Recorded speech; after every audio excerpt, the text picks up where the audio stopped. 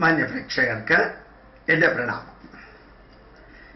ഒന്ന് രണ്ട് വ്യക്തികൾ ചോദിക്കുകയുണ്ടായി, തിരുക്കുറൾ എന്ന് പറയുന്ന ഗ്രന്ഥം എന്താണ് എന്ന്. വളരെ ധന്യമായിട്ടുള്ള തിരുക്കുറൾ 1330 ശ്ലോകങ്ങൾ, നല്ല രീതിയിലുള്ള സന്ദേശങ്ങൾ, 133 ദശകങ്ങളായിട്ട് 10 സെറ്റ് വീതമുള്ള ശ്ലോകങ്ങളായിട്ട് ഓരോ വിഷയത്തെക്കുറിച്ച് 10 ശ്ലോകങ്ങളാണ്, 10 സ്റ്റാൻസകളാണ് എഴുതിയിരിക്കുന്നത്. ഭഗവത്ഗീത ശ്ലോകങ്ങൾ പോലെ തന്നെയാണ്. ഏതാണ്ട് 2000 വർഷങ്ങൾക്ക് മുമ്പ് AD 50 മറ്റോ ചെന്നൈക്കടുത്ത് മൈലാപ്പൂരില് ജീവിച്ചിരുന്ന ഒരു നെയ്ത്ത് തൊഴിലാളിയാണ് തിരുവള്ളുവര് എന്ന് പറയാറുണ്ട്. വേറെ ഏതൊക്കെയോ ജാതിയിൽപ്പെട്ടവരാണെന്ന് പല ജാതിക്കാർ പറയാറുണ്ട്. അദ്ദേഹം ധന്യമായിട്ടുള്ള നമ്മുടെ വൈദിക ചിന്താധാരകൾ തന്നെ, ഉപനിഷത്തിലെ ചിന്താധാരകൾ തന്നെ, പുരാണങ്ങളിലെയും ഇതിഹാസങ്ങളിലെയും ചിന്താധാരകൾ ക്രോഡീകരിച്ച് 10 ശ്ലോകങ്ങൾ ശ്രീനാരായണ ഗുരുദേവൻ ഭദ്രകാളി അഷ്ടകവും ദേവീ സ്തവവും എല്ലാം എഴുതിയപ്പോൾ 5 വരികൾ അല്ലെങ്കിൽ 8 അല്ലെങ്കിൽ 10 വരികളായിട്ടാണ്. ദൈവദശകം 10 വരിയാണ്, 10 സ്റ്റാൻസകളാണുള്ളത്. അപ്പം അങ്ങനെ 10 വരിയായിട്ട് ഓരോ വിഷയത്തെക്കുറിച്ച് 20 നൂറ്റാണ്ടുകൾക്ക് മുമ്പ് എഴുതിയ തിരുക്കുറൾ. തിരു എന്ന് പറഞ്ഞാൽ ശ്രീ, ഐശ്വര്യപൂർണമായിട്ടുള്ള. കുറൾ എന്ന് പറഞ്ഞാൽ എനിക്ക് തോന്നുന്നു പ്രത്യേക രീതിയിൽ എഴുതുന്ന വരികൾ, പോയറ്റിക് വേർഡുകൾ, നല്ല സിമ്പിൾ തമിഴാണ്. 100% നമ്മുടെ ഭാരതീയ പൈതൃകവുമായിട്ട് ബന്ധപ്പെട്ടതാണ്. 100% അതെല്ലാ മതക്കാർക്കും സ്വീകരിക്കാവുന്നതാണ്. പരിധിക്കപ്പുറം ദൈവത്തിന്റെ പേരുകളൊന്നും പറയണില്ല. ഈശ്വരൻ, ആത്മാവ്, പരമാത്മാവ്, പ്രകൃതി, ഇതിനെക്കുറിച്ചെല്ലാം നന്നായിട്ട് പറയുന്നുണ്ട്. അത് ഉപദേശങ്ങളാണ്, സാധാരണക്കാരുടെ ജീവിതത്തിൽ അപ്ലൈ ചെയ്യാവുന്ന ഉപദേശങ്ങളാണ്. തിരുക്കുറൾ ഇംഗ്ലീഷിൽ ട്രാൻസ്ലേറ്റ് ചെയ്തിട്ടുണ്ട് VR രാമചന്ദ്ര ദീക്ഷിതർ. നല്ല രീതിയിൽ ട്രാൻസ്ലേറ്റ്, അടയാർ ലൈബ്രറി പബ്ലിക്കേഷനാണിത്. ഇത് പണ്ട് ഒരാൾ തന്നതാണ്. വളരെ നല്ല രസകരമായിട്ടുള്ളതാണ്. അപ്പോൾ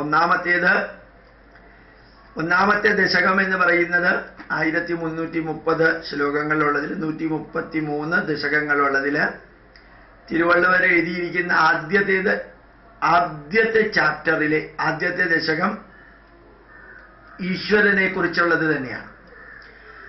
അതിൻ്റെ ആദ്യത്തേത് ഞാൻ തമിഴിൽ വായിച്ചാൽ അകാരം മുതല എല്ലേറ്റയിലും ആദി ഭഗവാൻ മുതലേ ഉലക് എന്ന് പറയും. ഞാൻ ഇംഗ്ലീഷിൽ ട്രാൻസ്ലിറ്ററേറ്റ് ചെയ്തതിനെ ഞാൻ വായിച്ചാണ്, Tamil വായിച്ചതല്ല.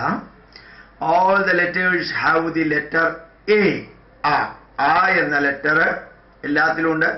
As their origin this word has God as its origin. ഇത് ഈശ്വരനിൽ നിന്ന് വന്ന വാക്ക്.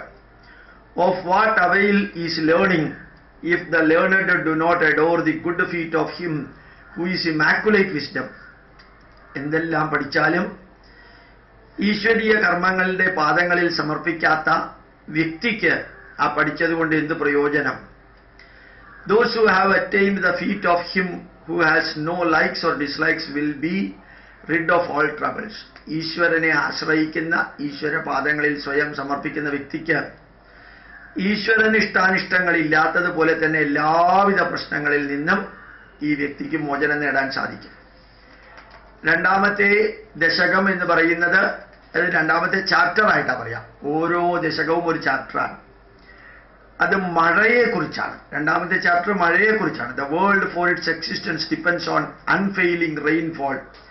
ഈ ലോകം നിലനിൽക്കുന്നത് തന്നെ ഒരിക്കലും നിൽക്കാത്ത നിരന്തരമായിട്ട് കാലാകാലങ്ങളിൽ പെയ്യുന്ന മഴ കൊണ്ടാണ്. The rain may well be regarded as the nectar of life. ജീവിതത്തിൻ്റെ തേനാണ് മഴ എന്ന് നമുക്ക് എന്നും ചിന്തിക്കാൻ സാധിക്കട്ടെ. The rain is the source of all articles of food that man needs. It becomes his drink too. മഴയാണ് മനുഷ്യന് ആവശ്യമായിട്ടുള്ള എല്ലാ ഭക്ഷണ പദാർത്ഥങ്ങളും ഉണ്ടാക്കുന്നതിൻ്റെ ആധാരം. അത് തന്നെയാണ് അവന്റെ ദാഹജലവുമായിട്ട് നിൽക്കുന്നത്. Hunger would stalk abroad and torment this wide sea girt world were the rains to fail in time. എങ്ങനാലും മഴ കാലാകാലങ്ങളിൽ പെയ്യേണ്ടത് പെയ്തില്ല എങ്കിൽ മനുഷ്യൻ ദാഹം കൊണ്ടും വിശപ്പ് കൊണ്ടും മരിക്കും. മൂന്നാമത്തെ ചാപ്റ്റർ, മൂന്നാമത്തെ ദശകം ശരിക്ക് വ്യക്തി ബന്ധനങ്ങളിൽ നിന്ന് മോചനം നേടുന്ന സന്യാസത്തെക്കുറിച്ച്, നാലാമത്തെ ചാപ്റ്റർ അഥവാ നാലാമത്തെ ദശകം ധർമ്മത്തെക്കുറിച്ച്, അഞ്ചാമത്തെ ദശകം കുടുംബ ജീവിതത്തെക്കുറിച്ച്, ആറാമത്തേത് ഭാര്യ പത്നി ധർമ്മത്തെക്കുറിച്ച്, ഏഴാമത്തേത് മക്കളെക്കുറിച്ച്, എട്ടാമത്തേത് സ്നേഹിക്കുകയും ദയയോടുകൂടി ജീവിക്കുകയും ചെയ്യുന്നതിനെക്കുറിച്ച്, ഒമ്പതാമത്തേത് അതിഥിമാരെയും മറ്റുള്ളവരുടെ മര്യാദയോടുകൂടി സംസാരിക്കുകയും പ്രവർത്തിക്കുകയും ചെയ്യുന്നതിനെക്കുറിച്ച്, പത്താമത്തെ ദശകം മധുരമായ വാക്കുകൾ ഉപയോഗിക്കുന്നതിനെക്കുറിച്ച്, 11ാമത്തെ ദശകം മറ്റുള്ളവനോട് നന്ദി പുലർത്തുന്നതിനെക്കുറിച്ച്, തുല്യത പാലിക്കുന്നതിനെക്കുറിച്ച് അടുത്ത ദശകം, ആത്മനിയന്ത്രണത്തെക്കുറിച്ച് അടുത്ത ദശകം, ധാർമ്മികമായിട്ടുള്ള പെരുമാറ്റത്തെക്കുറിച്ച്, യഥാർത്ഥ നന്മ നിറഞ്ഞ പെരുമാറ്റത്തെക്കുറിച്ച് അടുത്ത ദശകം. അങ്ങനെ 133 അധ്യായങ്ങൾ അഥവാ 133 ദശകങ്ങൾ ചേർത്തതാണ് തിരുക്കുറൾ. നല്ല വാക്കുകളാണ്, വളരെ ലളിതമാണ്. വലിയ ഫിലോസഫിയേക്കാൾ ഉപരി, വലിയ തത്വശാസ്ത്രത്തെക്കാളും ആത്മീയതയെക്കാളും ഉപരി നല്ല ലൈഫ് മാനേജ്മെന്റ്. സാവധാനത്തിൽ സംസാരിക്കണം, പതുക്കെ സംസാരിക്കണം, വികാരത്തിൻ്റെ അടിസ്ഥാനത്തിൽ സംസാരിക്കരുത്, വിചാരത്തിൻ്റെ അടിസ്ഥാനത്തിൽ സംസാരിക്കണം, നല്ല രീതിയിൽ പെരുമാറണം, മറ്റുള്ളവരോട് അനുകമ്പയുണ്ടാകണം. അങ്ങനെയുള്ള ചെറിയ ചെറിയ ചെറിയ വാക്കുകൾ 1330 എണ്ണം വാക്കുകൾ ചേർന്ന വരികൾ, 1330 എണ്ണമാണ് തിരുക്കുറളിലുള്ളത്. അത് കിട്ടും, വായിക്കാൻ കിട്ടും, പഠിക്കാൻ കിട്ടും. എല്ലാവരോടും പറയുന്നു, നമ്മളുടെ മനസ്സിൽ ചേഞ്ച് ഉണ്ടാക്കാൻ, മാറ്റം ഉണ്ടാക്കാൻ ഇതൊക്കെ പ്രയോജനപ്പെടുമെങ്കിൽ ജീവിതത്തെ ധൈര്യമായിട്ട് അഭിമുഖീകരിക്കാൻ, മരണത്തിനു മുമ്പ് ധീരനായി ജീവിക്കാൻ ഇതേപോലെയുള്ളതൊക്കെ നന്നായിട്ട് പ്രയോജനപ്പെടുമെന്ന് കൂടി അറിയിക്കുന്നു. ഒറ്റ പ്രാവശ്യം വായിച്ചാൽ ജീവിതത്തിൽ മാറ്റമൊന്നും ഉണ്ടാവില്ല. ഇടയ്ക്കിടയ്ക്ക് വായിക്കുമ്പോൾ സ്ലോ ആയിട്ട് മാറ്റം വന്നുകൊണ്ടിരിക്കും. ഇപ്പൊ തിരുക്കുറളിനെ കുറിച്ചുള്ള ചോദ്യത്തിന് ഉത്തരം പറഞ്ഞു. പ്രണാമം, നമസ്കാരം.